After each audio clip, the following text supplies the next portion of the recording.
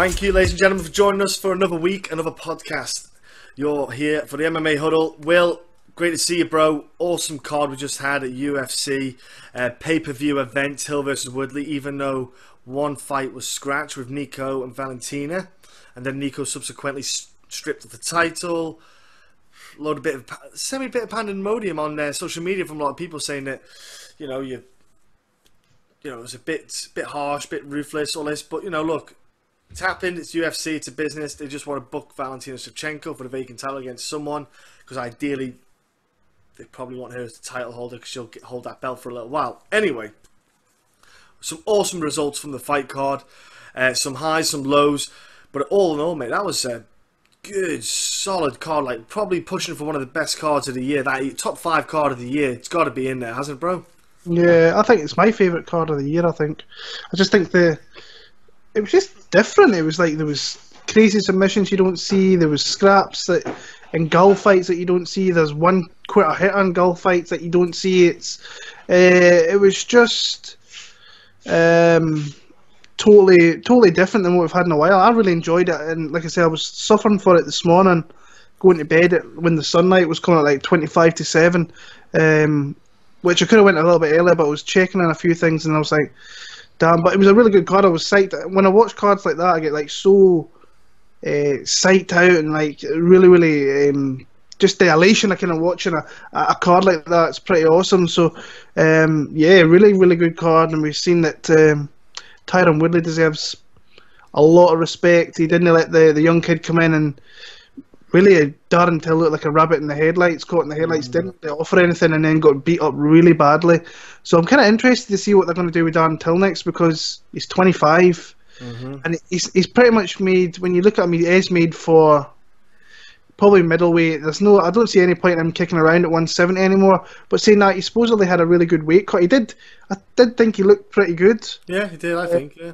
And from what I heard through the week, saying it was the easiest weight cut he ever had. So whether he sticks around, I don't think he has to anymore, honestly. I think he should head up to middleweight and see chances look up there. But it's a bear pit up there as well. So, but no, there was great wins everywhere. I was a little bit gutted about not seeing the Valentina fight, for the simple reason I think that Valentina, she's had a lot of kind of shit thrown away with fights falling off, and especially this fight being pushed back and back and back. But I think we've got a question later on in the show about the whole title situation with that. So yeah, good card. Moving on to Moscow, where it's a little bit kind of made for the hometown guys, I think, eh? Yeah, it is. It's a very kind of favourable matchups. They're more suited for them to win. But if they don't win, that's the stats MMA for us. It's a 50-50 fight. Anyone can actually swing and hit and win. By the way, just let you know, the NFL season started, and we're sacrificing. Well, we are sacrificing ourselves by doing this podcast while the games are on. Our 2 teams are playing. All right. I am literally here watching the Cardinals, and the motherfucking Redskins have just went and scored a 3rd touchdown. Jordan Reed. So it's 21. It's going to be 21-0, and it's not even the end of the second. So yeah. Me and Will are having a rough day then. Chip 2 mentions us every week when he's winning lots of money in DraftKings. He's a Redskins fan, so he's going to be loving this. watching me getting my ass tan, but fancying that I might come back because his knee hit the ground. So yeah, but it's great to have the NFL back as well. It is, yeah. So look, we're going to jump into the fight card in Moscow. I'm going to murder their names, and then we're going to go to the bets, and then we're going to go to the questions at the end. So let's start off the card. We are starting on down the bottom in the bantamweight division, okay? So we have got Murtazaliev against, Tyron Ware. Gosh, I almost said the easier name wrong there. So we'll kick us off, my friend, with this fight, and we'll go on. Yeah, good fight. I think it's for me, when I look at it, it's Tyron Ware gets a lot of kind of. I've seen him online take a lot of shit and saying that he's this and that. I don't think he's overly great, but what I think he is super tough to fight against and really hard to put away. Fairly good boxing, actually. He's got really good technical striking, but outside of that, nothing really else kind of shines out. He's just a really kind of solid professional, kind of one of those journeyman kind of professionals. But when you look at his record, his best win, probably outside Tom Duquesnoy, which he probably deserved to win that fight, if we're being honest, is Jared Papazian, who's a flyweight. So it's like nothing on his record. Look at the people he's faced in the UFC as well. He's been brought in to kind of build other young fighters, and that's not been a good look for him in the UFC. Cody Stamen, Sean O'Malley, Tom Duquesnoy. So he's got a guy here in Davishvili who is pretty crazy to watch. There's always seems to be crazy stuff that happens in his fights, and especially his last one, where was he out, was he not out? And yeah, he's just it says his age is what, 27, and you look at pictures of this guy and I'm just like, I don't think you look 27, bro. I think you're that kind of Armenian kind of age thing that you add another 10 years onto it. But I mean, he's lost 2 fights in the UFC. This is a big fight for him, and lost. Saying that, he could have won both fights as well. So it's, the Frankie Saenz one was close. The Ricky Simon one was like balls to the walls. He was taking him down. He was throwing him around. He was exchanging strikes, which is kind of really what he's known for, to be honest with you. He comes from a good camp with the Longo Serra guys. I think that Aljo kind of shouted this guy out after he won last night and says that he's up next and this should be a fight that Mairbek should win. But I think Terrion Ware's going to make it super, super close, and I can see it actually going either way. I kind of want to pick Terrion Ware, but I'm thinking about the all-around kind of aspect, aspect of the fight game, and I just think that Mairbek, he starts off quicker, so I think he'll win the early rounds.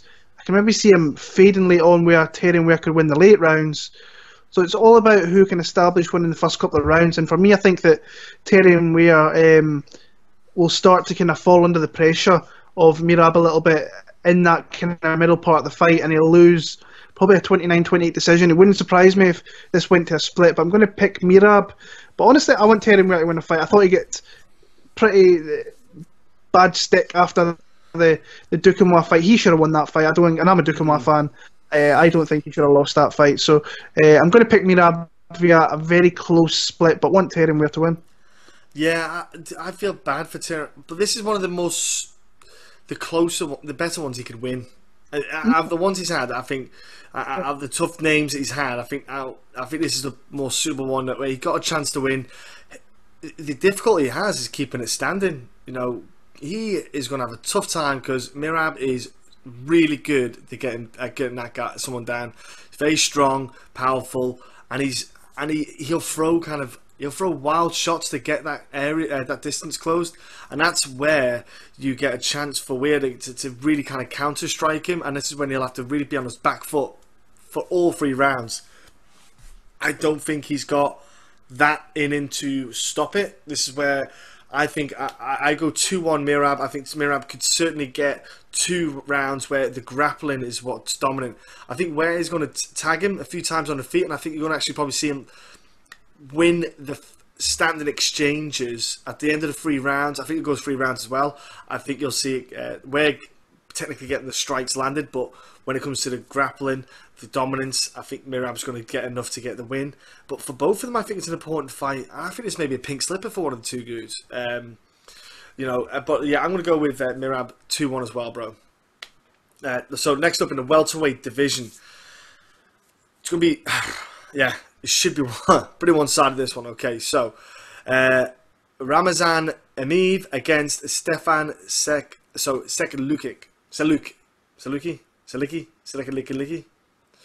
however you want to say it. So, okay, this fight here, I don't know. I can see why they signed Stefan in because of his record and where he's from, but I don't think that dude is anywhere near the level it's needed to be in this division. And I think against a guy like Emeev is not the fight you want to put him in. He's too, for me, I found Stefan way too laid back. He's so placid. He's happy to go on the back foot. But even when he's on the back foot, he's not counter-striking.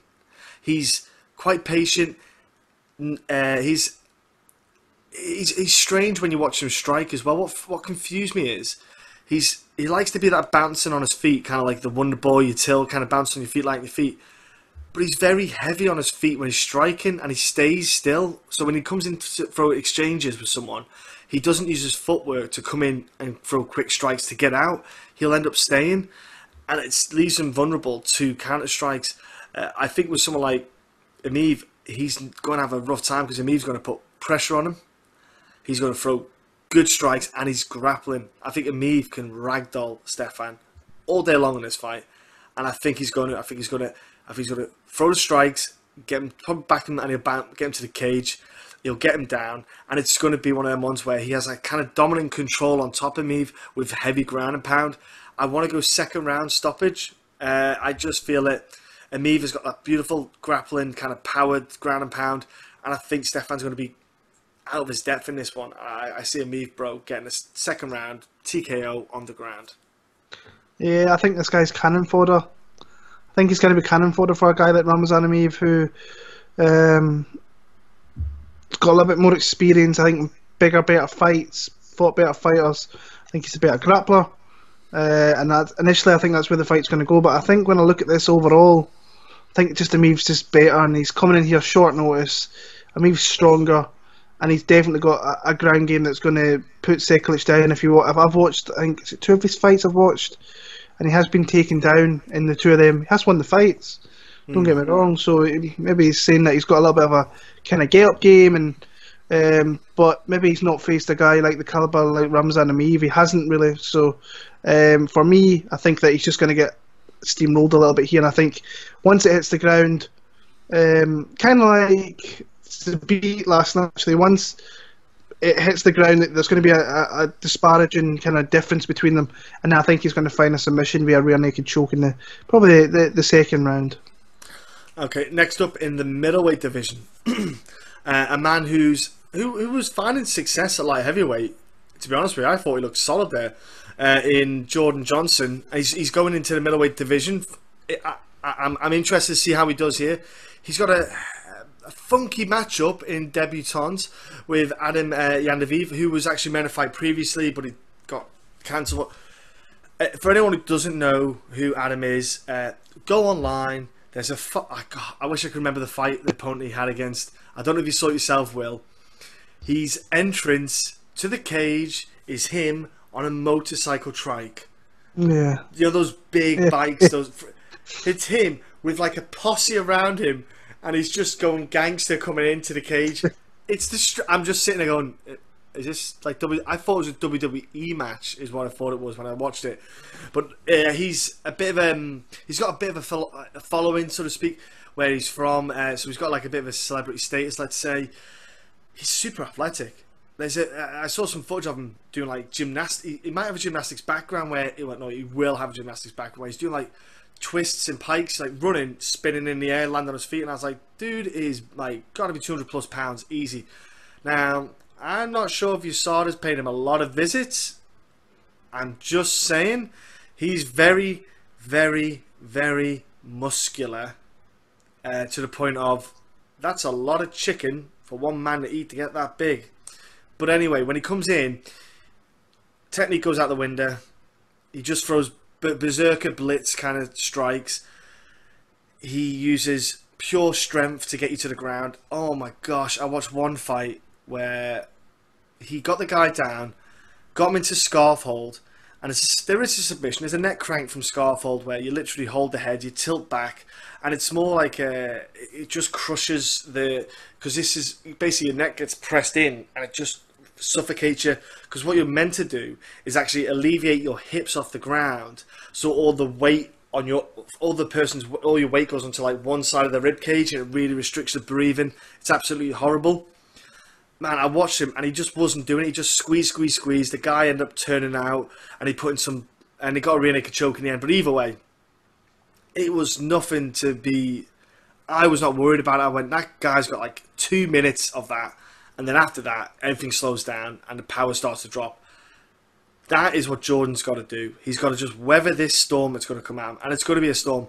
Jordan's a technically superior wrestler. he's just got to suck it up and accept that Jordan's going to be more powerful than him for the first couple of minutes. He's going to have like a special rage, and that's it. And when it's gone, he's like a human again.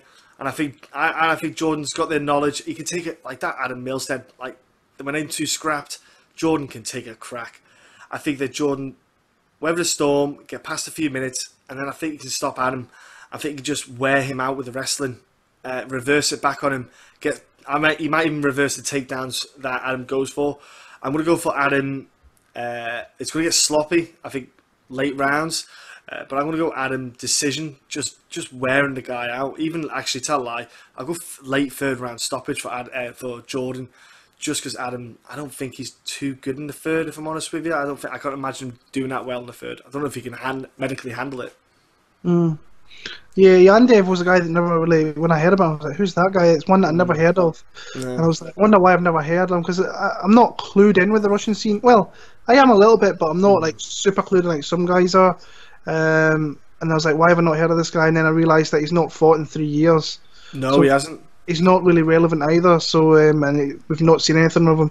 The guy's a fan pleaser, though. He comes out, but nothing really stands out. He's got like zero technique, very kind of one-dimensional, trying to get it to the mat. But even when he gets it to the mat, I still don't think he's that great at like looking for transitions. He always kind of looks for the neck. Is what he seems to go for. He seems to go for that, and he seems to have got he's one of these fighters that's got like a really, really elite kind of grip strength, and that's why he pulls off submissions, because he has got six of his 9 wins are via submissions and their neck cranks and so on, like you were saying. So that's kind of really what his game is. He's going to want to come out and try and probably get the fight to the mat. Like you said, Jordan Johnson's a better wrestler. The one thing that worries me here is he is coming down to 185. So if he has a decent weight cut, then that's good. But he has shown that he can kind of fade in fights as well. And I'm a little bit worried that these two are going to fade, and they're just going to start swinging, and that's going to kind of work in the favour of Yandiev. And if these fights start going back and forth, like if it starts going back and forward, it might start to look better in Yandiev's side with the judges and so on. But like I say, he hunts the neck. Sometimes he pulls it off. Doesn't really better position. Just looks for the neck and looks to find it. And I don't think he's overly that good. I think he was supposed to face Krzysztof Jotko. I thought when I was like, Jotko's going to really kind of maybe as a win to get Jotko back in the kind of win column, it'd be pretty comfortable.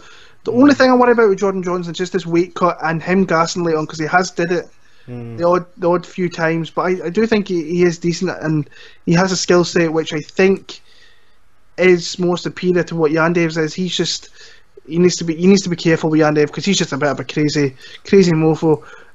For me, I'm going to pick Jordan Johnson to win via decision, though. Yeah, those 3 years off might be because he's trying to go natural. You never know. Probably not. Okay, next up in the light heavyweight division is a man who technically should have a UFC win but blew it. How is beyond anyone. I don't know how he lost it. But anyway, Magomed Ankalaev against Marcin Prachnio. Now this is a good fight though, bro. So break this down, man, because I'm looking forward to it because of what they both offer. Yeah, I bet Ankalaev fairly heavy against Paul Craig, and I was one second away from cashing that bet. Not that it would have mattered, because I had a shit card overall anyway in London.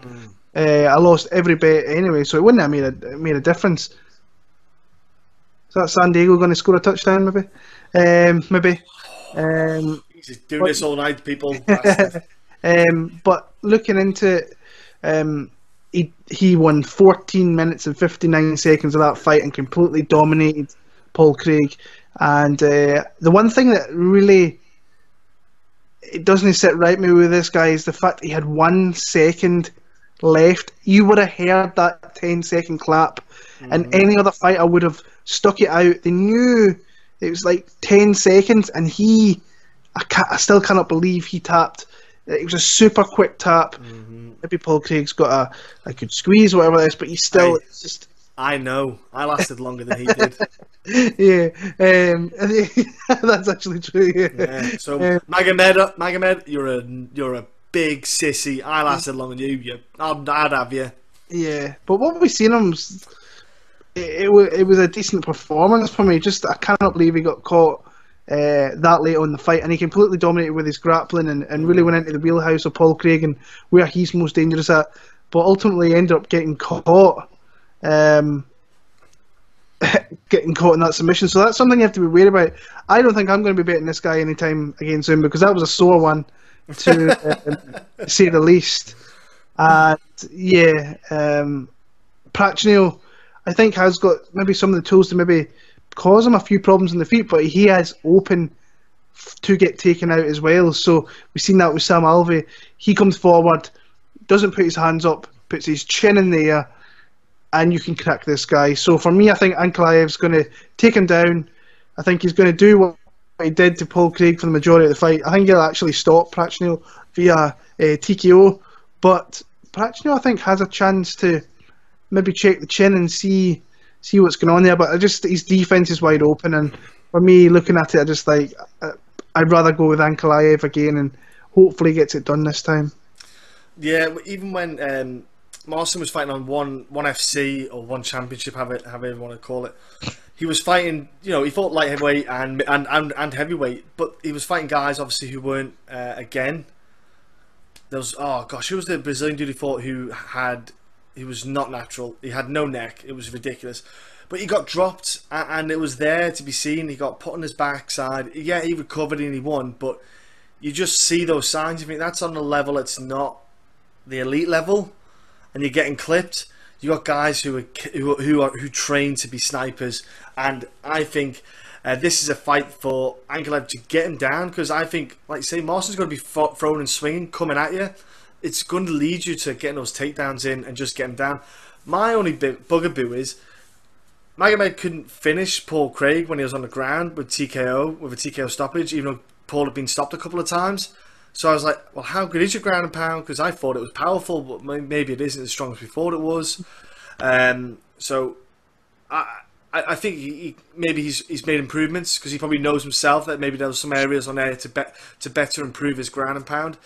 But I think Marcin's not the tactician on the ground that Paul is. So I think you get him on the ground, I think it's going to be a different fight. And I think, yeah, I'm with you. I think good old Maggie gets it done in 2 rounds. I think 2 rounds. I think 1 round, Marcin's going to have the energy to just hold him, get through to the second round, but then he's going to be gassing, and I think you get TKO, ground and pound, second round.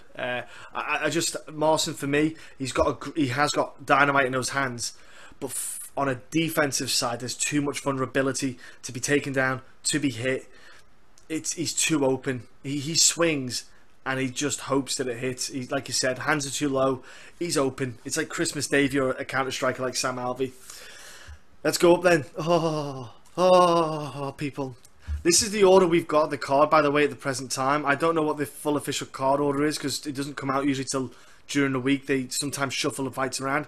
But this next fighter, I'm so excited to see him back. Mr. Taisumov, who, for me, it breaks my heart that he's not fighting as regular as he should because of visa, whatever. The UFC are bonkers that they are not sorting this out for him to get him on the cards more often. He's fighting Desmond Green. Bit of an asterisk over Desmond Green at the moment. In fact, huge asterisk after the recent car pile-up with a couple of people who passed away, where he apparently was the catalyst for the accident, let's say. It's not to say that he was the person who effectively caused the death, but he caused the accident to begin, from what allegedly, because nothing's technically proven, there's no charges. So I was a bit surprised that they carried this on, and Desmond Green was glad to carry on. Psychologically, where's he at? What happened? How long did he have off before he went back to training? All those kind of things. So that's a big asterisk for me. But again, Desmond Green, he's a nice clean striker. He's not quite got the knockout KO that he needs to have against someone like Taisumov. And Desmond's going to be happy to keep it standing. He's a really good wrestler, Desmond Green, don't get me wrong. But I think Taisumov's just going to have a field day here. I think he's just going to light him up on the feet. He's going to throw combinations with absolute vicious leg kicks. And Desmond Green's going to just be... I think he's just going to overwhelm him. I'm going to go first round. I honestly believe Taisumov can get Desmond Green out in the first round. I think there's too much of an asterisk on Desmond Green. I'd be, if he makes weight, what's going on with, I'm going to go Taisumov first round. I think there's too much in outside the cage in Taisumov's favour as well as in the cage. Taisumov is, I want him top 15 guys ASAP. He's just so good.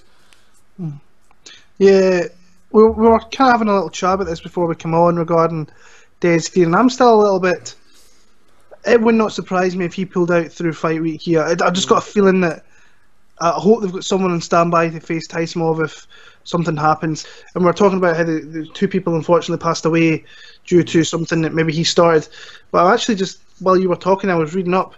2 weeks before that, he was involved in another accident prior to the 5-car crash that he had 2 weeks later, where he was cited driving with a suspended license and no proof of insurance. So I'm like, that's why I'm thinking, can they let this guy kind of leave the country? Or so it's a little bit crazy. That month that guy's had fairly, that's kind of traumatic, if you say at least in that picture that you've seen of him on the freeway, and that looks pretty scary. So you got to wonder where that guy's head's at. Yeah. But really, if we're here to kind of look at fights, it's not what happens outside of there. But it's kind of hard to not talk about it in this kind of aspect here. He has fought in Russia before, which is, I think, a big thing that maybe some of the other guys have not done in this card. They've not fought in somewhere like that, but he has, which is something that is not going to be a big culture shock to him going over there. Mairbek Taisumov is just a guy that we simply don't see enough of. It's pretty criminal that we don't see him. We see him once a year. That's so bad, and it's not his fault though, is it? Let's remind you, it's not his fault. It's the visa stuff, but it's rubbish, isn't it? Yeah, there's a whole load of other stuff regarding this guy, but it's still, anytime you've seen him, he's an absolute destroyer. And he's got so many ways they can take you out. I think he's a great grappler. We haven't really seen it because he's just absolutely murking guys. Bandel destroyed him. Chris Dolo destroyed him. Alan Patrick, head kick, destroyed him. Oh, that was so beautiful. Damir Hadzovic, that knockout of Damir Hadzovic and Felipe Silva, it's a naughty knockout that guy's got. But it's weird because he's not fought anybody really that stands out to you as being like elite. But when he has been put into those matchups where like Beneil Dariushi was supposed to fight him, Nick Lentz, somewhat of a name, all the bouts have kind of fizzled out. Evan Dunham was another one. But the guy is a straight up destroyer, but we just don't see enough of him. He fights once a year. Hopefully he gets a quick turnaround if he wins this one, and he gets a guy with a bit of name recognition. What I don't understand as well is, I mean, he's not fought since September last year, but he's only had one cancelled bout where he was supposed to fight in America. And what I didn't, that was the visa, wasn't that the visa thing? I didn't understand why they didn't put him in London. Yeah. Or other places, because Germany, Liverpool. Liverpool. I'm like, why would you not have him in there beforehand and have him sitting out? So whether it's people not wanting to fight him or getting fights for him is rather hard. Looking at the matchup, I think that I just can't trust the psyche of where Des Green is at the minute. I think he's a tough guy. He might prove to be a little bit harder to get out of there than some of the other guys he has, but he might be easier to get out of there the way his mental state is. So for me, I'm with you. I think that the skills kind of pay the bills for Taisumov here, and he's just going to put it on Des Green, who I sitting here thinking he cannot be in the right mental state for this fight. So Mairbek Taisumov via TKO round number 1 for me there. Next up we have, I believe it's called Corporal Punishment.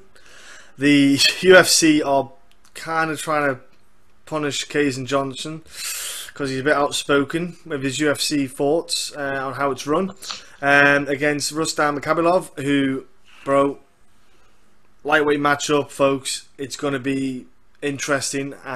Views on this one, bro? Go ahead. Yeah, I think it's pretty obvious what the UFC are trying to do here. I actually watched the interview with Ariel Helwani had with Kajan Johnson, and Kajan said that they've actually offered him a new contract and so forth, which was a little bit weird. But he wanted to run it out, and if he wins this fight, then he's got a bit more leverage kind of going forward. And usually when that happens, things don't usually work out too well. He only fought literally, I think it was early August, late July, and he's been put back in there pretty much 6 weeks later after getting beat pretty comprehensively by Islam Makhachev. But yeah, when you look at Makhachev and Khabilov, there is similarities where I think that Islam does have the more kind of potential on the feet going forward, but Khabilov's just a tough guy that wins fights, and I think he's going to win this fight pretty comprehensively. Actually, I just think he's going to wherever the fight goes, he's going to be just ahead on the scorecards.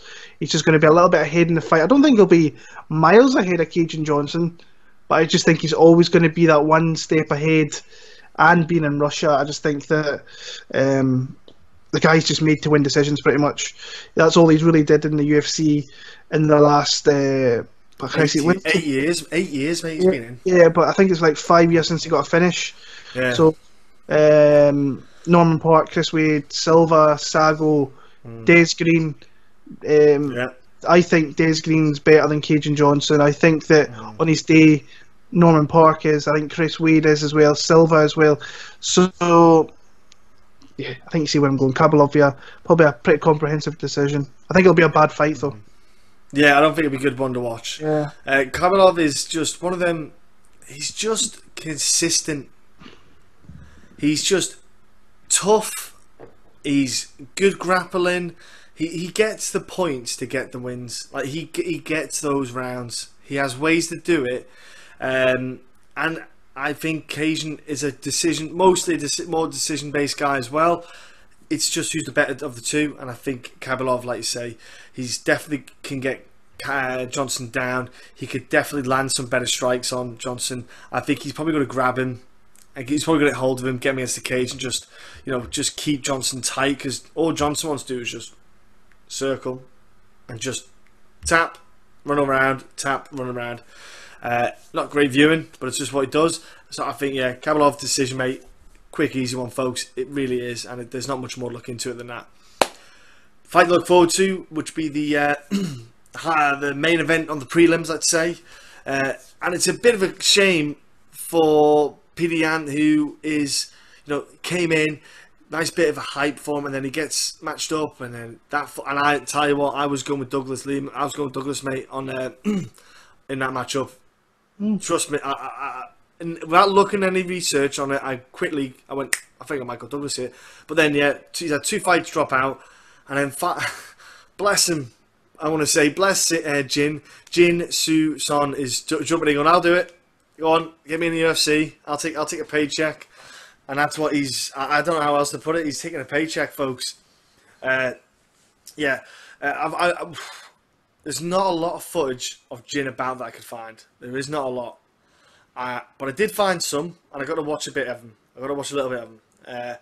And I didn't see anything about him that really changed my mind. He's got poor clinch game, which is I just saw that and I went, oh my, that is literally Christmas Day for Petr Yan. He's like since clinch. He's not very good at he's not very good at defending strikes from the clinch. He's not very good at breaking the clinch on the defensive side of things. Even when if he gets a collar tie on you or anything like that, he's not very effective himself. Albeit he did get the better of the guy he fought, but the guy he actually fought was a rematch in a bout that he lost previously in the past. He's not out on the feet. He's not anything outstanding. He's pretty basic on the strike, and there's nothing that's going to put you it's not going to scare you away. I just like you say, mate. You called him it last time a buzzsaw. Petr Yan, this is going to be a bit of a showboat for him. He's going to be able to toy and have his way in this fight. I can see a finish coming. late in the third because I think Jin's going to be a bit fresh in his career. He's going to have a bit of.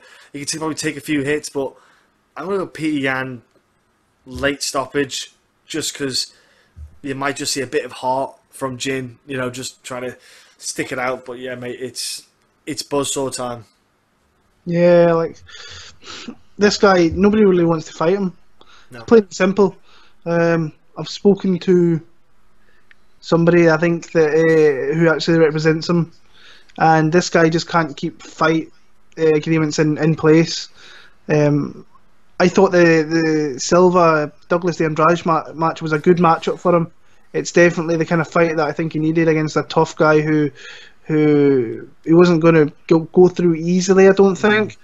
But then he came out, there was somebody else that stepped in 2 days later. He fell out. I never got the name of that one, which kind of sucked.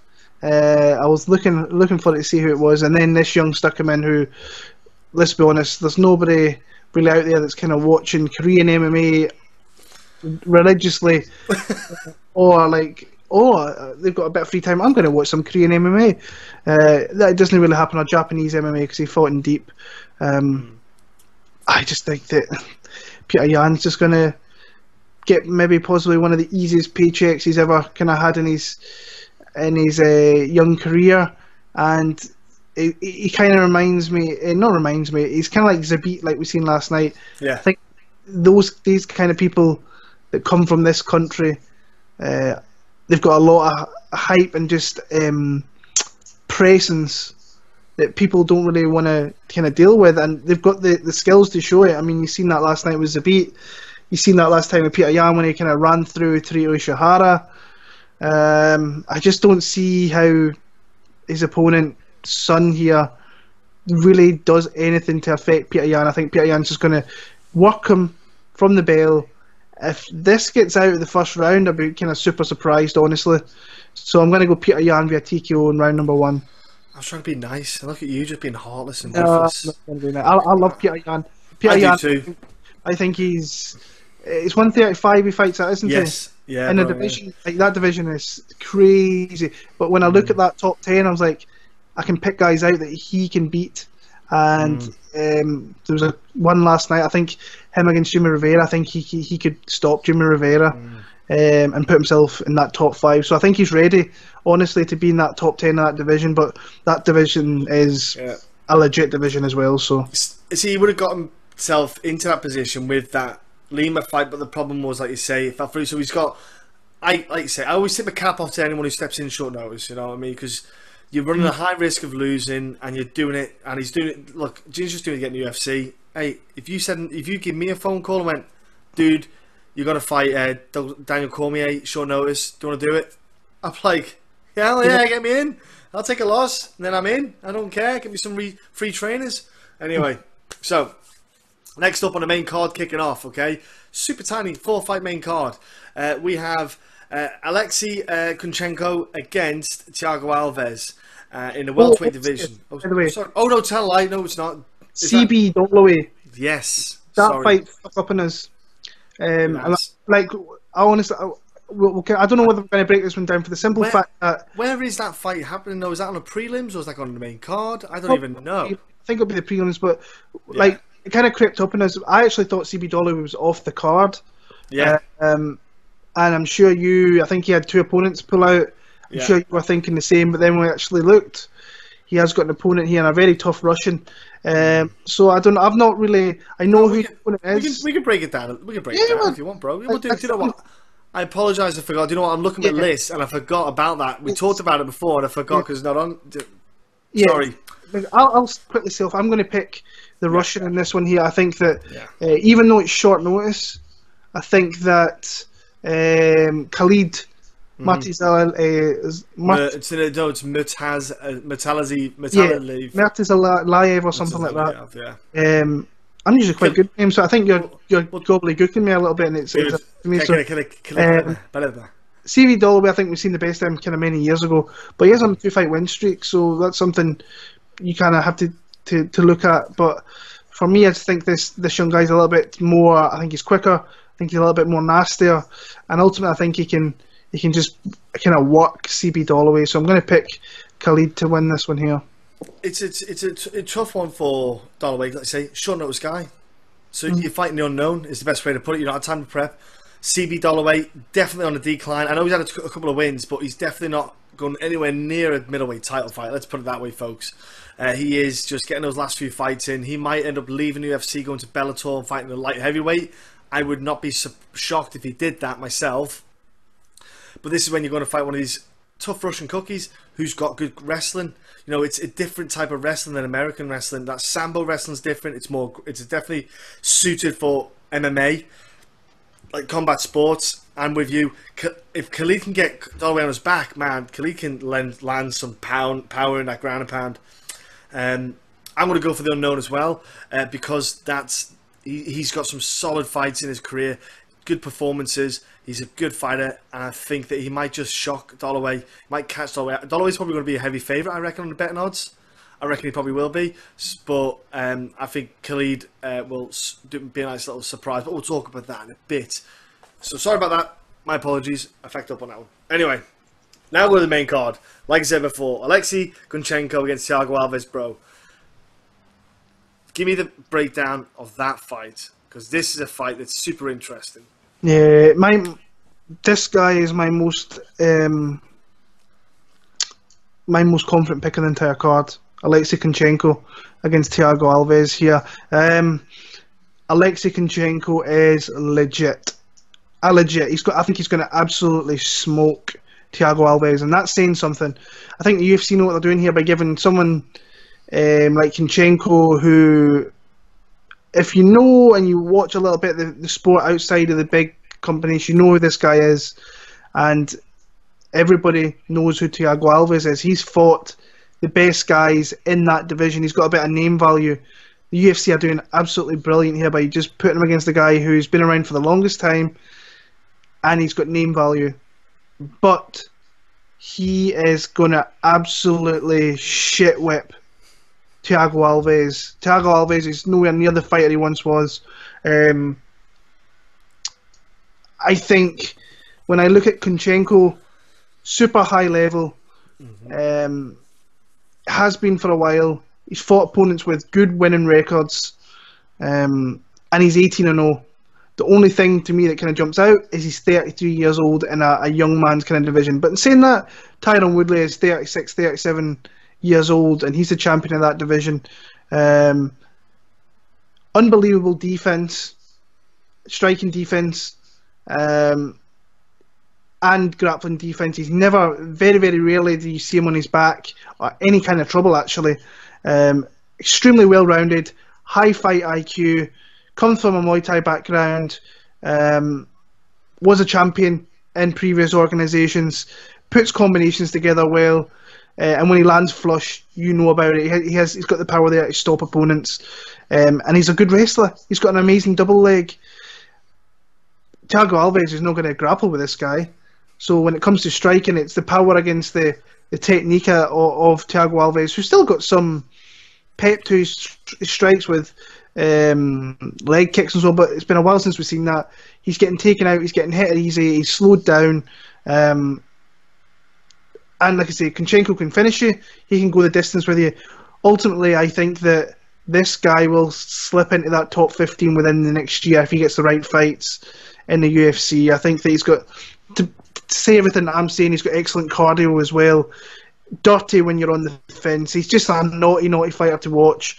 And when I look at, I think I said this with Petr Yan, when I look at the top 15 of the welterweight division, I can see him maybe beating your Alex Oliveira's, your Curtis Millenders, your Cowboys, Gunnar Nelson, Leon Edwards. I see him beat those kind of guys. So I'm kind of giving him the big pop here. My most confident pick of the whole entire card is Alexei Kunchenko. Now, if this fight finishes early or it goes late, he's going to completely run through, I think, Thiago Alves. I can't see Thiago Alves turning anything in. You got to remember, the last time Thiago Alves, mate, had a good run in the UFC was back in 2009. That was when he lost, and that was because he lost the title fight against GSP. But after that, I've never seen anything from Thiago Alves after that. How crazy is that? In 10 years, he's never been the same. He's been injured quite a lot, so don't get so that has played a big factor in it. So his inconsistency to fight in the past, trying to go down to 155, that was a horrendous idea. He's just kind of taken a bit too many took too many shots. The biggest point for me with Thiago Alves was back when he fought Jordan Meehan. That for me was the turning point when I went, we're never going to see Thiago Alves again. Like I was gutted because he was one of the most exciting dudes to watch. Like whenever you saw his name on a fight card, you'll know that well. Back in the day, he was legit. Yeah. Phenomenal to watch, absolutely great. But now I feel sad. Now, unless he can pop out a Jim Miller performance, and turn back the clock, I just can't see it. Like that Melender fight was a great example. He was. When did you ever know Thiago Alves to be tentative? He just was not wanting to engage. I'm like, dude, that ain't you. You go in there and you hurt people, and people weren't counter-striking Thiago Alves back in the day because they got hurt. Like he was hitting so hard, people couldn't counter back because he was cracking them so hard. Those leg kicks would just wreck your day. He's nothing like he used to be. He's trying to fight a different style. It doesn't work, and when he gets hit, you just see it in his eyes. He's like, nope, I'm all right. I don't want none of this. Alexei Kunchenko, mate, like you said it all. I'm not going to repeat everything he said. He is absolute G. He's gonna murk Alves. First round, he's gonna just combinations. It's the combinations what I love about this guy. He's so nice to watch him throw his combinations. They're fluid, they're variable. So it's not just like headshots. He's mixing body shots, head to kick. It's so lovely to watch him strike. That's the most exciting bit about Alexei. I love watching the combinations he throws together. It's like watching what Alves used to do with the combinations. I'm going to go Alexei first round, mate. I can't wait to see this guy get on the big stage because, like you said, on the M1 promotion, he was phenomenal in there. If you don't watch it, folks, trust me, M1 have got some monsters fighting in that promotion that end up going to UFC as well, but it's a cracking promotion to watch if you can. I would suggest you watch it. Heavyweight division up next, bro. Andrei Arlovski against Shamil. Good old Shamil. Okay. Shamil Abdurakhimov. Okay. Yeah, in your face, world. In your face. I said that. Oh, one go. I'm not doing it, and I'm not doing it again. So, Arlovski, man, like you've got to be like me. When is it time? How many? I question it. But this is a fight where he has a chance to win. You know, he has got a legit chance to win against Shamil because Shamil's been stopped in the UFC. We saw that he can get hurt with some good heavy shots, and that is something Arlovski has never lost. He has never lost that pop. He's always hit. He hits. He punches. That's one thing that's strange about it. You think with a bit of age he might have slowed down. He's still one of the fastest. Like pops out one of the fastest 1-2s in the heavyweight division. Like Arlovski's still fast twitch. The only problem is when he gets hit, they don't take no hits. Those hits too well. I'm a bit stuck on this one because if Shamil turns the performance that he did against Chase Sermon, which is aggressive, throwing the hooks, you're going to see Arlovski go to sleep. If he does the performance he did against Derek Lewis, where he couple of strikes, close it down, clinch, wait till the referee splits it up, then just basically rinse and repeat, you might see Shamil get an ugly decision, is the best way to put it. Do I go with Arlovski, who's a bit tried and tested, a bit on the last legs? We'll go old school. We'll go old school Arlovski. Because I think we all love Arlovski, don't we? Let's be honest. He's just a legend of the sport. It's impossible not to love that guy. Until you meet him. Yeah, apparently, don't meet your heroes because apparently someone turned into right pricks. Apparently, he is one. But I'll go with Arlovski. I'm going to go with an ugly decision. I'm kind of with you in this one here. This was the thing that when I seen this fight, instantly I started thinking, Arlovski's he might not be a bad pick for this card, might not even be a bad player. I think you might get some good odds on him, and it's turned out he's actually an underdog. And for me, I'm going with the underdog in this one right now. I think that what I like about him in his last 3 fights, now I know he lost to Taito Ivasa at 225. I don't think he fought the worst fight in the world there. But before that, you've seen him beat guys like Albini, Struve. Albini was completely... he was like kind of in awe of Arlovski. You could kind of see that he didn't really throw too much output. Struve, he just kind of beat Struve up a little bit and fought smart in that fight to win that one. And that's kind of what I like with these last 3 fights that I've seen since being at American Top Team, is that they've kind of slowed him down. They've kind of not got him to kind of rush in and get hurt. Because if you hit the guy's chin, you can put him out. So he's fighting smarter, using that striking, which he's always had fairly decent striking. And if he fights to a game plan and keeps to it, I think he wins the fight.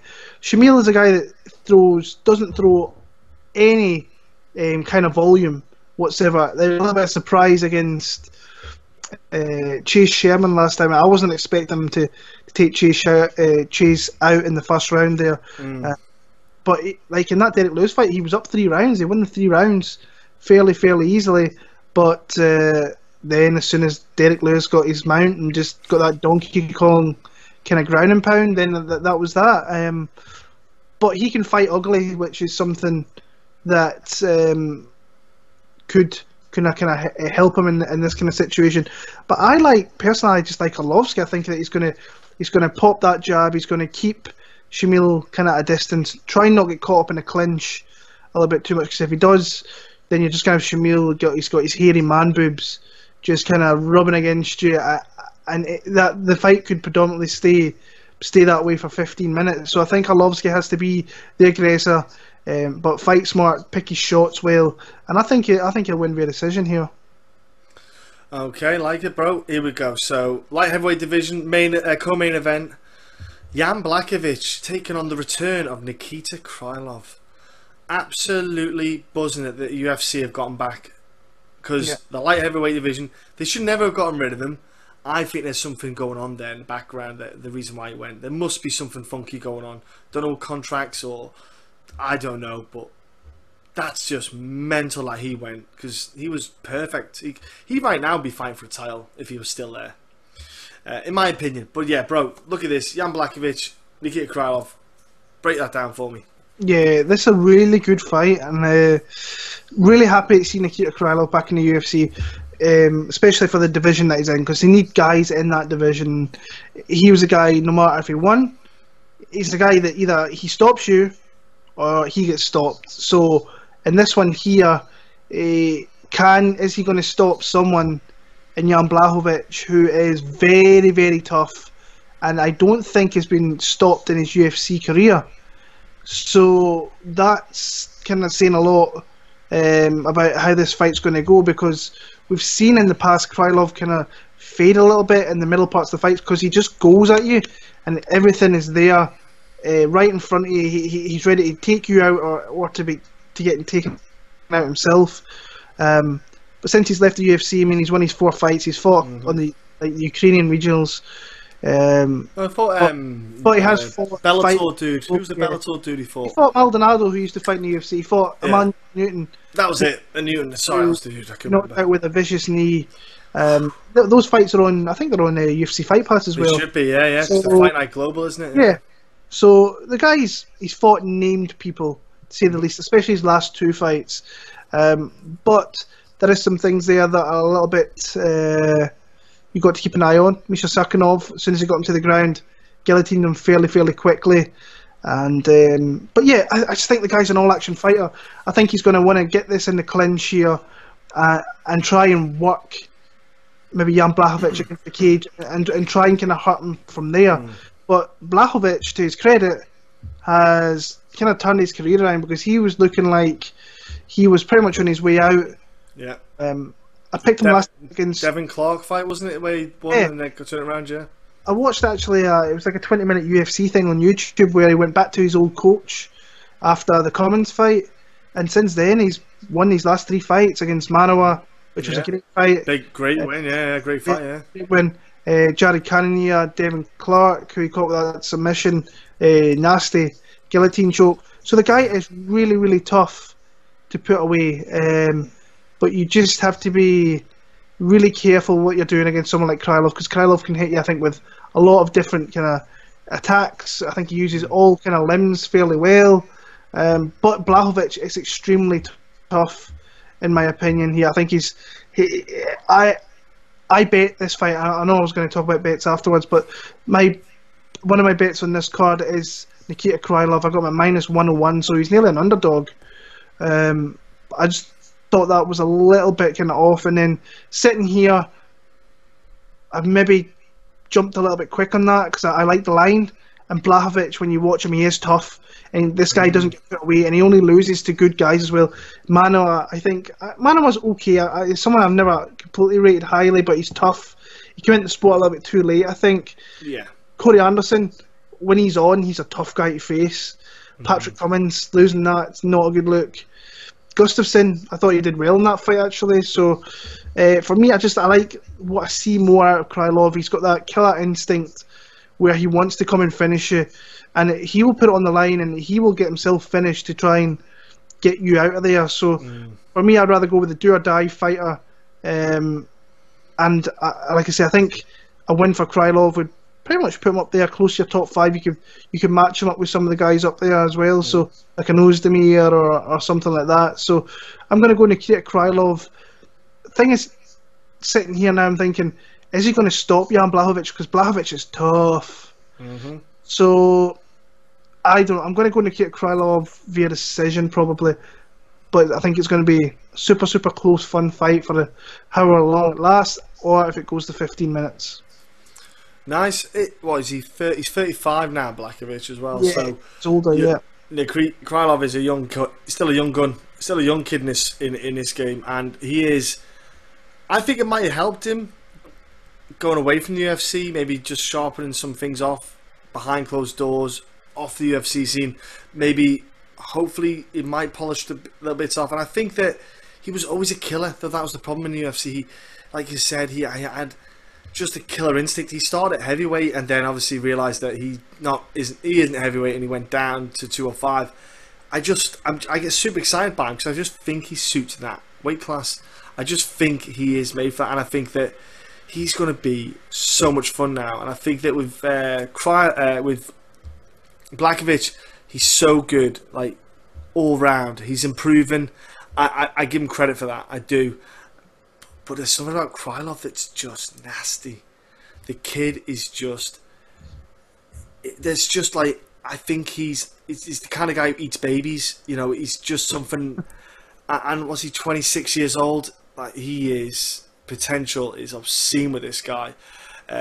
Yeah, I'm gonna go Krylov, because he's just Blachowicz is he's got wins, but I don't ever watch the last time I watched Blachowicz and I was like, whoa, that's like, he's a killer, was Latifi fight when he made his debut and he landed that body kick.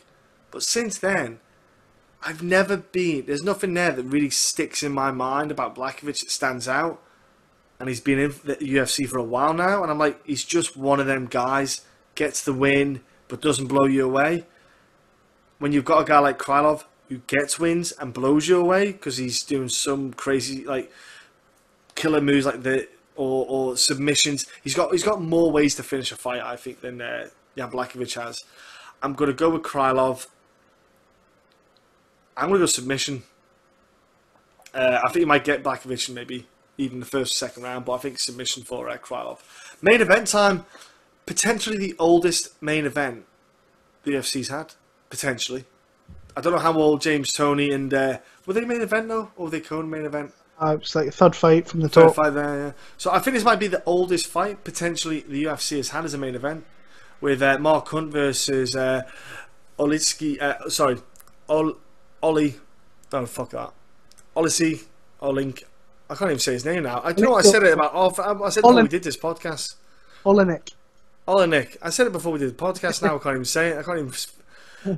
Oleinik, who was the boa constrictor. What's he got? Like 80-inch reach.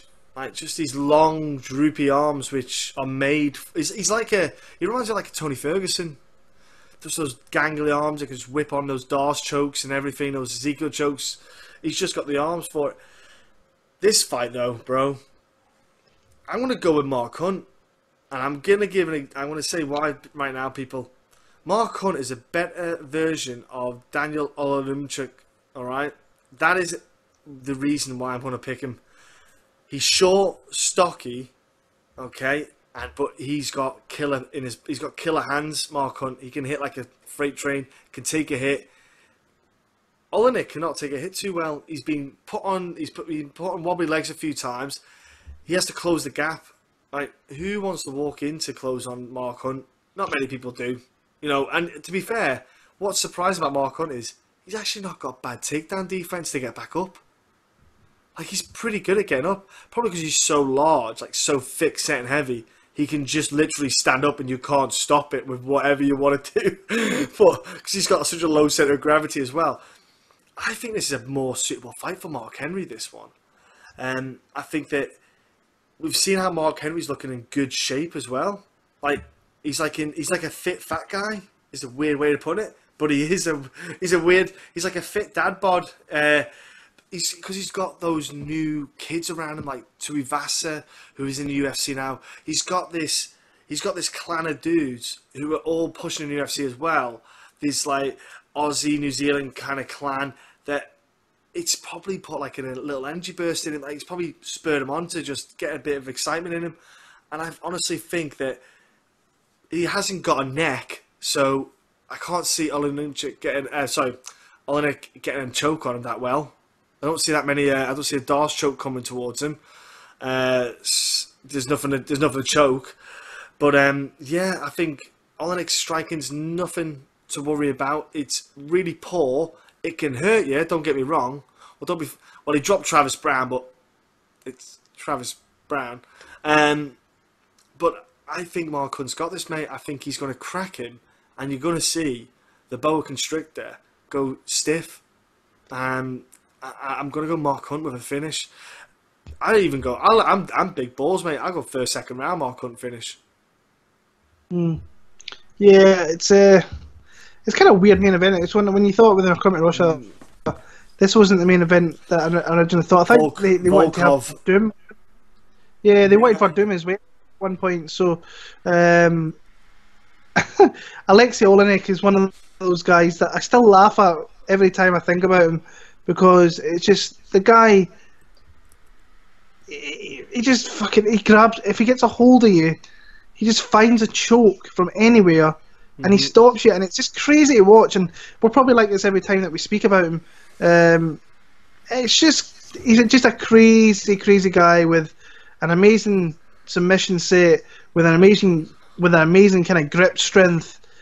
But also, I think fighters just panic when he gets them in those situations and then they don't know what to do and they kind of panic tap a little bit. But when you look at someone like Mark Hunt, who's been around for a long time, lost a lot early on, and has worked quite a bit on his kind of ground game, still not great. He still gets taken down. Like Curtis Blades had his way with him. Stipe Miocic just killed him on the ground. But in some of those fights, he still finds ways to make it to his feet. When you look at this one here, Mark Hunt shits all over Oleinik when it comes to the feet. The only thing that Oleinik's got is he's got a large reach, but his chin's there to be hit, and he gets hit every fight. And when I think about, is he going to get Mark Hunt to the ground, to me that means he's going to run forward and try and clinch and take down Mark Hunt. But then when he's doing that, he's going to have to come in. Mark Hunt's not just going to be standing there and letting him grab a hold of him. He's going to be throwing strikes. And I think all it takes is one shot to put him on his back. And I think, when I think about it now, actually, Oleinik could come forward, get hit with a shot, and just intentionally go to his back and try and lure Mark Hunt in to get a submission. If I'm Mark Hunt, I'm just like, get up. He'll stand up there. He won't engage. He's going to find a way to knock him out. As long as this fight doesn't hit the mat, there's only one winner of this fight, and he's coming from New Zealand to get it. I like Mark Hunt. I think that he has been one of those fighters I've loved watching since he went to the UFC. The UFC didn't want him. No, and he tried to buy him out of his contract. Yeah, he gave us some absolutely memories. Considering, I think he had did he not have a really bad record when he went to UFC? And basically, he was a 500 fighter. He when he first started, he did kickboxing, so he came into the Pride with kickboxing, but he had no ground game. So basically, every time he fought, he got taken down and submitted. Josh Barnett got him with a Kimura. Like, it just got submitted by everyone because he just had no ground game. He just didn't train it. Yeah, 5-7. He was 5-7 when he went to the UFC. Yeah, and couldn't stop really getting submitted. I mean, Musasi got him, Overeem got him, Fedor got him, but that's back in the days when he was just a striker. But he's found a way to get back to his feet, and his record's like 13-12-1. But it's still, he's fought the who's who of that division over the last 5-6 years or so. Dos Santos, Velasquez. It's not. No, he hasn't fought Velasquez, has he? No, he fought Verdum. Fought Verdum, fought Miocic, Bigfoot, Frank Mir, Brock Lesnar. So Roy he's Nelson. fought Roy Nelson fight. all the names that you have to fight. For me, Mark Hunt is going to be up there as one of the most confident picks. I don't see where Oleinik, not unless Mark Hunt is just silly and goes to the ground with him and gets caught in something. I don't see that happening. No. I see Mark Hunt knocking him out in the first 2 rounds fairly convincingly. Yeah, it is. I agree there, bro. So that's UFC Moscow. Fight card predictions and picks done. But, mate, we've got to do now the bets. Will, you mentioned a bet before. Give some tips on potential bets to make and or parlays. What are you thinking? What are you throwing out there? Because we both had a good weekend. We were both up this weekend on the bets. But this weekend, can we get even better for folks at home? I think this is a bad card for betting just by looking at it. Damn. I have. Who have I got? I've got 2 bets on right now. I've got Nikita Krylov -101, like I said before. I made a parlay at UFC 228 with Jeff Neal and Alexei Kunchenko, which came to +101. So I got good odds on that. Jeff Neal obviously won pretty viciously.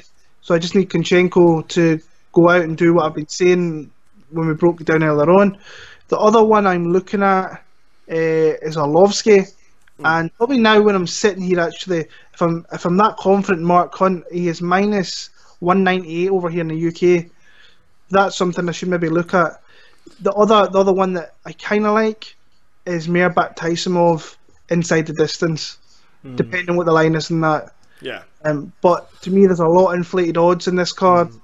I think if you're good at reading props and how fights finish, you might see some things there. So like Mark Hunt KO. Yeah. Taisumov's KO. Maybe Emeev by KO or so on. So any parlays on the card you might think that would be an idea potentially do? I think you could add the big names like your Petr Yan, your Kunchenko, Ankalaev. You could add all them in, but your number was probably not going to be great, and it's a big risk. So would you maybe do a parlay with prediction finishes, or like Mark Hunt with a KO and someone else with? Would you maybe do something like that? You think maybe for this type of card? Yeah, I'm not really one for putting like parlay and finishes together. Yeah, I like just doing them singly and things like that. But for me, I think it's a parlay card if you're confident in putting the big names together. It's just a risky card for me, in my opinion. And like I say, I'll probably be 3 bets and out. I've already got 2 made, so I'll either probably go Arlovski, Taisumov in the distance, or Hunt. Maybe stretch to a 4th one, depending. But this is one of these cards I think you need to be careful with, because all it takes is one of these big names to kind of drop the ball, and then you're losing your money fairly annoyingly, and stuff like that. Especially with the big, like I bet Kunchenko at -370. I never bet anything that high, but when I put it with Jeff Neal and I saw I got underdog money, I was like, oh, I got plus money, so I'm actually going to be doubling my money here. So that's what kind of stood out to me. So it's a tough card for a bet. I think the week after in Brazil looks a lot better card, but it's just about getting through this card, I think. What about the Khalid odds? Have you seen those odds for Dollaway and Khalid fight? No, nothing yet. I've seen nothing yet. Like I say, I didn't even know about the fight until. No, I just wondered because maybe Khalid might be a little dark horse. Yeah, you Odds. might get decent odds on him. In fact, there was odds released. I think, did I not say one earlier on? Yeah, Was it if you- Ramazan Emeev was pretty heavy, I don't have any odds here. heavy favourite. So best. Let's see if I can find it. There it is. There. And it comes up there, yeah. So it's nothing really too much, to be honest with you.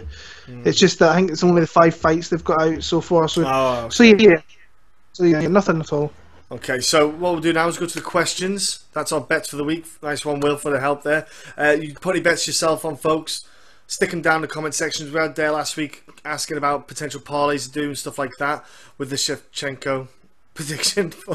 So, but anyway, if you've got any predictions yourselves, or any bets you put on, put them down. Or even if you're asking, Will can even reply back. He's really the man. I'm starting to get my way. I'm quietly doing my betting stuff on the slide to get myself up there. But let's go to the questions. We've had Adam throw a question over. Adam Sean 292 Twitter handle. So he's through a collection of questions, let's say. So Will, he said, just how worthy is Woodley of being included in the welterweight GOAT conversation? I think he's not there yet, because personally, bro, I don't think he's there yet. I look at the generations that Georges St-Pierre went and fought through, and the defences he had. I just think that stands out a bit more.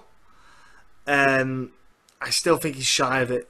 I'm not saying he can't do it, but I think I put a tweet out on our Twitter account about is he in the top? He's definitely in the top. He's got to be top 3. Where would you rank him? I had not had the feedback yet, the total and the votes, because you've got to think you've got GSP, Matt Hughes, and Woodley. That's your top 3. But how would you rank him?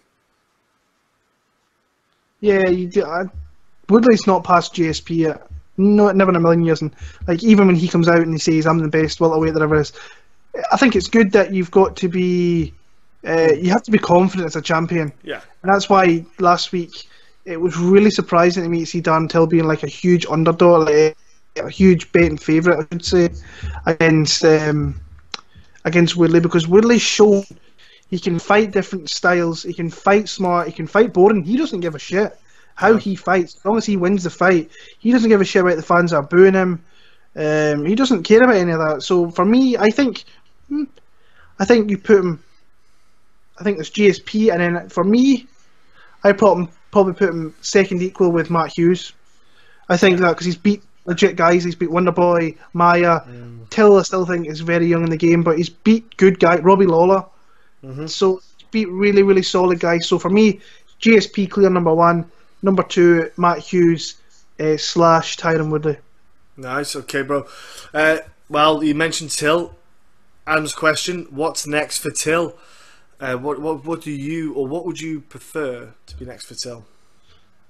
Interesting. It's an interesting one for the fact that he's only 25, but he's huge for that division. You can clearly see that. Had a big weight cut this week and looked pretty healthy doing it. To be fair, he looked like he had a good weight cut. Did all right with it. So, but why would you kind of kill yourself?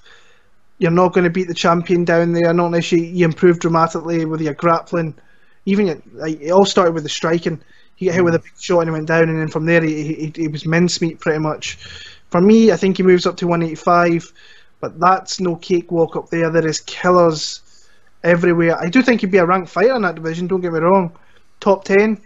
Outside of that, I'm not sure I see him going to that greatest like he says he is, but I think he should move to 185 and build himself up there. I'm with you as well.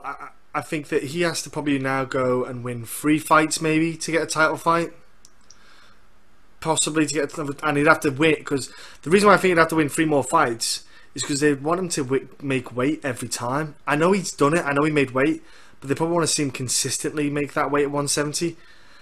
You're talking another 12 months. Well, actually, tell a lie, he's been stopped. So maybe 18 months stuck at welterweight. He's growing. He's not getting smaller. He's getting bigger. He's a big lad. I think it would be a good idea for him to go to 185. I think he would do a lot better there. Look at Kelvin Gastelum. Like, I know he's not a 185, but a lot of guys go up the weight class and sometimes their body just feels better for it. And with you, I think he should. I think he'll do a lot stronger there. Adam, he wrote, Andrade is a beast, more a statement than a question. Yes, she is. I was absolutely blown away by what she did to Carolina. Wow. As soon as she came out, that fight started, she hit Carolina with a shot, and you could see from there, Carolina was flustered. And like, it's weird seeing the small girls with one hit knockout power, and it was really, I think that's why it set everyone off. But you could see that she had her flustered from the get-go, and couldn't find a rhythm. She's always been a beast, though. Even at 155, she was like that. So it's Rosie Sexton fight. Yeah, she absolutely demolished her. So mauled her. So it's she's a beast. I love Rosie Sexton, by the way. Lovely lady, and she had that fight. Then she got cut, I think, and went down to fight Joanna Jacek at 125 at Cage Warriors, and the same thing happened again. It was not a good time for Rosie, bless her. Okay, next up was, should they have stripped Montano? So we mentioned at the start about her getting stripped because she went to hospital, all this stuff, weight cut thing. She had problems in the past with weight cut, and it's all, look, you paid to do a job, you had cancelled bouts, so you should know that you're going to have a bout coming up at 125, so you should be walking around the comfortable weight to start the prep for that. Now, I know it's variable for women on their body and how much they weigh, etc. But she put a post out about her kidneys not failing, etc. Well, okay, then if that's the case, how can you make sure you can make 125 again? Are you saying you're a 135 and you're cutting too much? I'm curious. I want to know. Now, with the strip question, the question is, should she have been stripped? All I'm going to say is the UFC had a bit of stick, partly myself included, about the lack of women's weight classes. I went, they need a 125 division. I wasn't too sure about the 145, but because Cyborg, for money purposes, I would have brought her in. But the two divisions have not gone well. Let's put it this way: their title, like the titles, it's just a mess for them.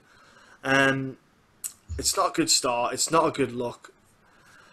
I don't know about stripping her though, because I would have probably waited this week, get the assessment back from the doctors.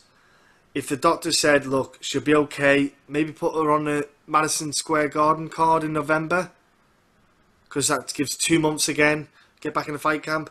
I probably would have done that. I would have at least left it a week, just to see medically how it was for her. Maybe get her down to the PI Institute, do some tests on her, say to her, look, you're not a 125er. Then say, look, we're going to have a fight at 135. She's not a 125er. Maybe go a little bit differently, but we know what Dana's like. He's a bit hot-headed, short knee-jerk reaction.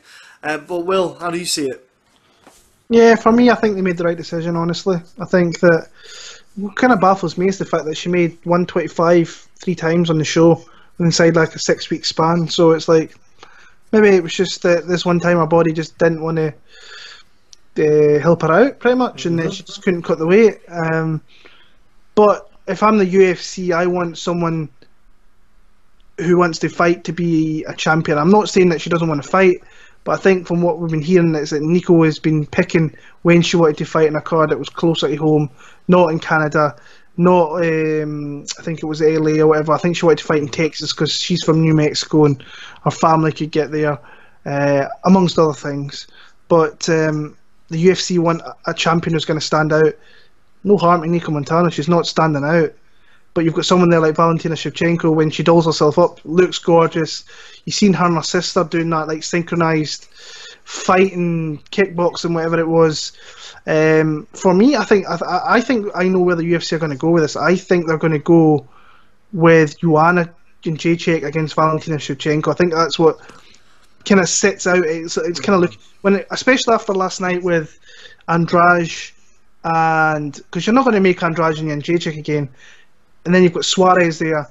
I think if you feed Suarez to Jacek, or Jacek to Suarez, I think Jacek's in for a world of hurt in that one. I think does she need to make 115 again? I know she wants to get that other fight with Rose, but does she really need to? She can move up a healthier weight. She's fighting a beast in Valentina. They fought before. Kickboxing, yeah. And I think Valentina's got the wins over her. Yeah. And I think I'd probably pick Valentina in that kind of fight. But if you're looking for a showcase champion, there's your two girls there. I think 125 is a division that's slowly building. But it's still got a long way to go. But if you're looking at getting a champion in there, you have to get either Joanna or Valentina that are going to sell that division a little bit more than what Nika Montana did. So for me, I think it's a little bit harsh that it was so soon. Wait till Monday.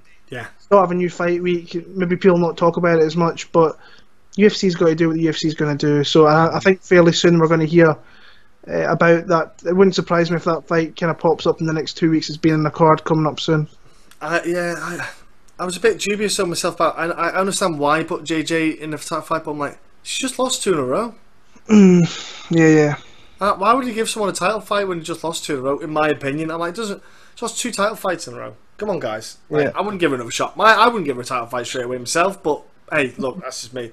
Last question from Adam is, you've got $1,000 for a single bet.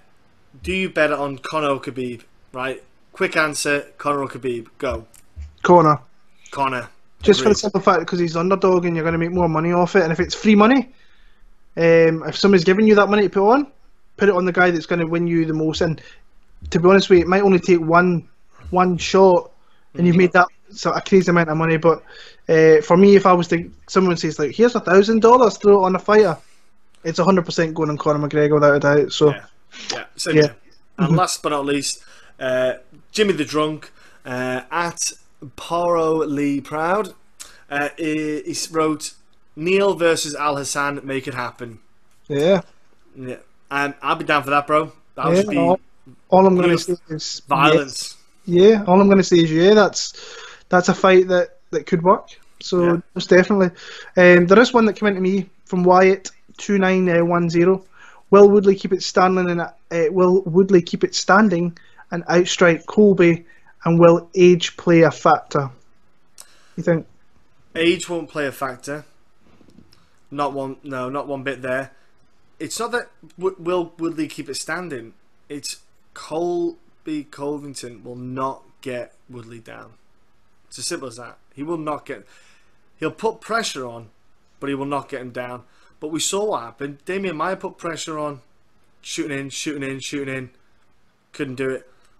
It's not. He won't get him down. Woodley will not get taken down. Simple as that. And he'll crack Woodley. He'll crack Colby when he's coming in, because he'll do. Colby will throw his mediocre striking to close distance to go for a takedown. But once he's done it a couple of times, that's it. Then he's readable, telegraph, and Colby will just. Tyron will just stand there, cocking that hand ready, and he'll just boom. He'll crack it in. He'll pop it in because he'll feel the power that Colby doesn't have. Colby doesn't have knockout power, so if anything, he'll be happy to just let him kind of swing a shot just to crack one knockout punch back, and Colby will get knocked back to 1974 or something. You know, that's how I see it will go, bro. Yeah, like I say, age won't play a factor because I think that Woodley's as good as he's ever looked at the age he's already at. I think the last 2-3 years. He's been in his mid-30s, he's looked fantastic. And like I said, Colby Covington's going to have to come in and strike, in my opinion, with Woodley if he wants to get him down. Could he get him down? I struggle to see it happening a lot. Maybe he could get him down on the odd occasion, but I think that Woodley will keep it standing. I think Woodley quite likes backing up against the fence because then he knows when his back's against the fence, he knows when he hit that explosion, and he times it perfect. He did it with Till last night. He backed up a little bit, and Till never did it in the first round so much. But when he did do it in the second round, he caught him with a massive shot, and that was pretty much the end of the fight from there. I'd be picking Woodley if that fight ever gets made. I think it will get made, and then Usman's going to be waiting there, maybe face a Ponzinibbio or whoever if he beats Magny in the future. But just thinking about that from kind of last night, Till kind of impressed me a little bit in that first round how like Woodley was going hard for the underhooks and the reaping of the kind of leg, trying to knock out, and Till did pretty well with that. But once you seen what was going to happen once Woodley got him there. Yeah, he was, no matter what, when that fight hit the ground, he was going to tear up Dan Till. But getting back to the question, I'm picking Woodley against Colby if it ever happens. I think that he's just a scarier fighter than what Colby Covington is. And there we go. Thank you very much for the questions. Thank you very much for listening. Again, social medias are all there. Give us a like, subscribe. We'll be back next week when we're talking about Brazil. And the main event there is Mr. Jimmy Mano is main eventing on that one, isn't he? Yeah, he is. Yeah, he's heading down to Brazil, checking out those big booties on the beaches. But ladies and gentlemen, thank you very much again. We'll speak to you next week. Look forward to hearing from you all on social media.